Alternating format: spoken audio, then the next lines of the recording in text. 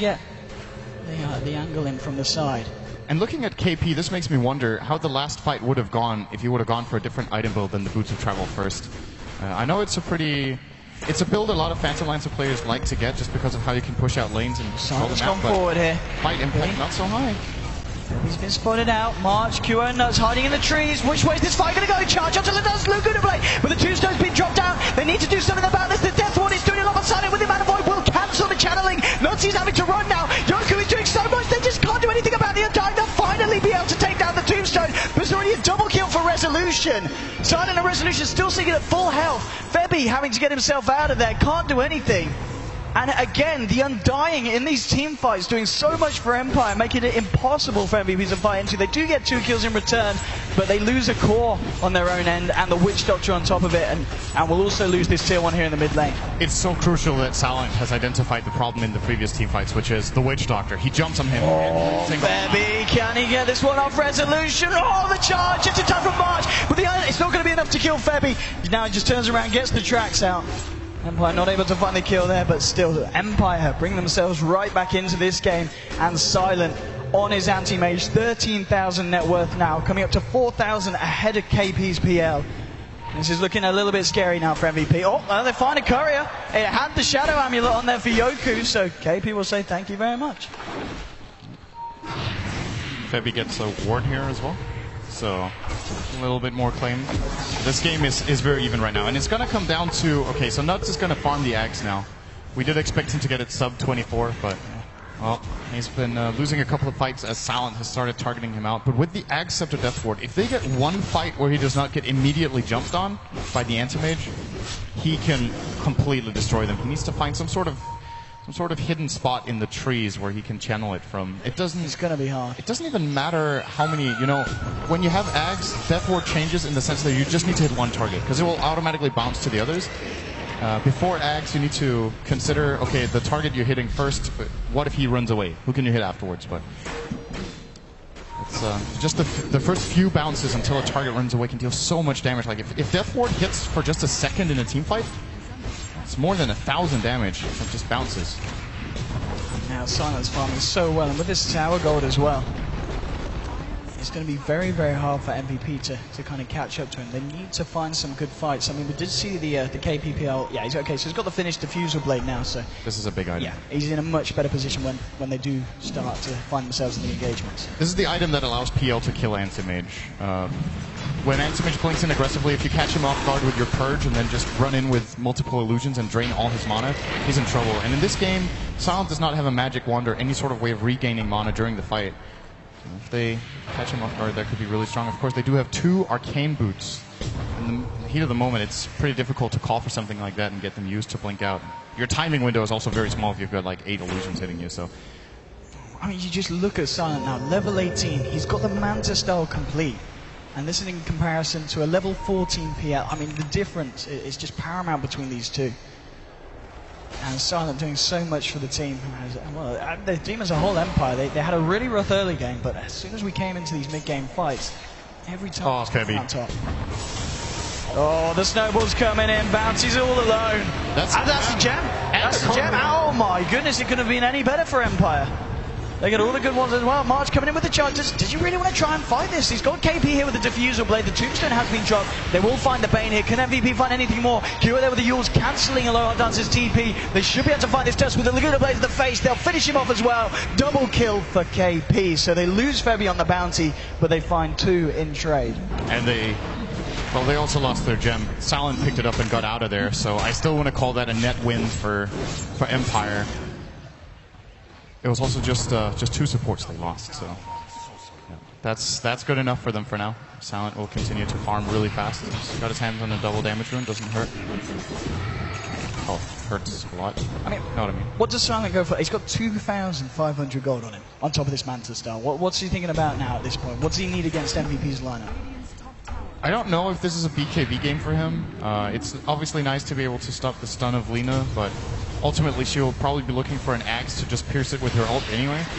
So you might just consider in this case to go for a heart and just be really, really tanky. We've seen Silent do it in a previous AM game as well. He went for, I think, heart butterflies, his items after this inventory. Wouldn't mind seeing that here. It also allows him to man up against the PL. I think if he goes Butterfly first, he might be a little bit too susceptible to spells still. But on the other hand, it also protects him against Death Ward, so, difficult to say here what his choice is going to be. We'll see very soon. He's got 3k gold. So. I do not like the idea of Abyssal, if that's what he's thinking. I think that's too aggressive, and it can backfire a little bit too hard, although it is great against PL. He needs to be able to stay alive. If he dies in the fight's over, I think. It's very difficult to see the 4 remaining heroes of Empire winning a team fight when Resolution doesn't have a Deso. We're 30 minutes and he's gone really defensive build. Blink BKB. Very. Oh, they're going to jump on this one. Hold back, Silent.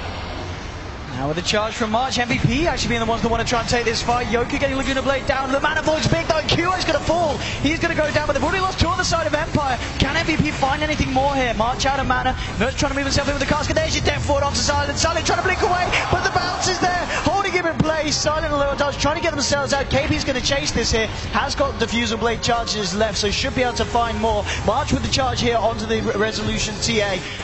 And the Lower Dodge trying to TP out. The cask is there. They'll be able to find themselves the Tusk. It's a mega kill streak here for KP. And it's just Resolution and Silent getting themselves out to safety, but everyone else falling. And MVP only losing the Lina there. Yeah, she respawned so fast. She had, I think, 14 Bloodstone charges, maybe 13. Gets back quickly. And this is a Roche too. Now, MVP cannot afford to make the mistake they did last time. This time they really need to make sure they finish it off. They can kill it faster as well. PL has got a lot of damage since then, so is Lina relative to Roshan's growth. I know I said last time there's no way Empire make this. There's no way they make it this time. This time it's a free Roche here for MVP. They get themselves the Aegis onto Cure on the Lina. 24 to 18, 29 minutes in. I imagine the difference in net worth, yeah, still bang around 0. This is a very, very close game that could still go either way. It's going to be pretty much a question of whether Silent on his anti-mage can carry harder than KP on his PL. We might reach a situation when Empire will be unable to win team fights in the late game. I think it's going to be pretty difficult for them to fight with, even though they have AM and TA, fighting into, they really don't have good PL counters. Yes, anti-mage with Battle Fury is decent, but come late enough into the game, it's just not enough, in my experience. So I think they could have a problem there. There's also, of course, the Spirit Breaker, which counters AM nicely the entirety of the game. You always have the reliable lockdown, and Undying will fall off. So it's possible Empire will have to play a split push game, where Resolution and Silent both get Boots of Travel and try to bait MVP into a bad position and just trade buildings.